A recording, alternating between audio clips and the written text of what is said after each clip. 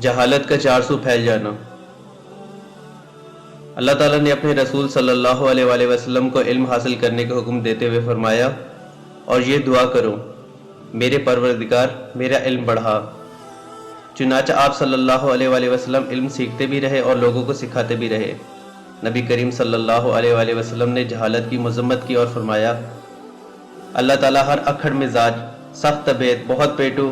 بازاروں اور گلیوں میں شور شرابہ کرنے والے، رات کو مردار کی طرح محو خواب رہنے والے، دن میں گدھے کی طرح دنیا کے کاموں میں جتے رہنے والے، امور دنیا سے واقفیت رکھنے والے مگر امور آخرت سے جاہل شخص کو ناپسند فرماتا ہے۔ اور آپ صلی اللہ علیہ وآلہ وسلم نے اس بات کی بھی خبر دی ہے کہ علامت قیامت میں سے یہ بھی ہے کہ جہالت عام ہو جائے گی۔ آپ صلی اللہ علیہ وآلہ وسلم نے فرمایا، قیامت سے پہلے کچھ ایسے ایام آئیں گے کہ علم اٹھا لیا جائے گا اور جہالت چارسو پھیل جائے گی۔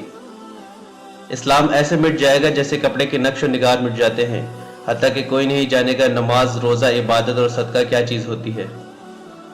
آپ صلی اللہ علیہ وآلہ وسلم نے علامت قیامت کا ذکر کرتے ہوئے یہ بھی فرمایا کہ جہالت عام ہو جائے گی۔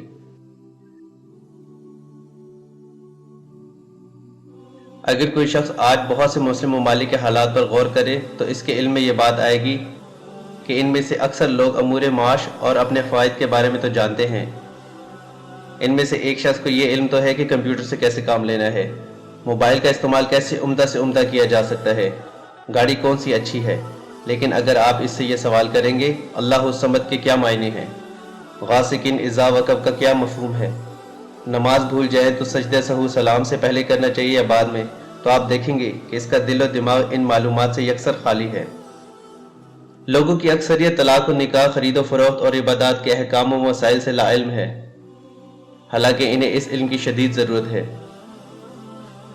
یہ صورتحال وسائل لہو لعب کی کثرت، لوگوں کی معاشی اور اقتصادی معاملات میں مشغولیت، علمی محفلوں اور علماء کی مجالس سے غیر حاضری اور دینی کتب کی عدم مطالعہ کی وجہ سے پیدا ہوئی ہے۔ جی ہاں، جہالت نے ہر جگہ ڈیرے جما لیے ہیں۔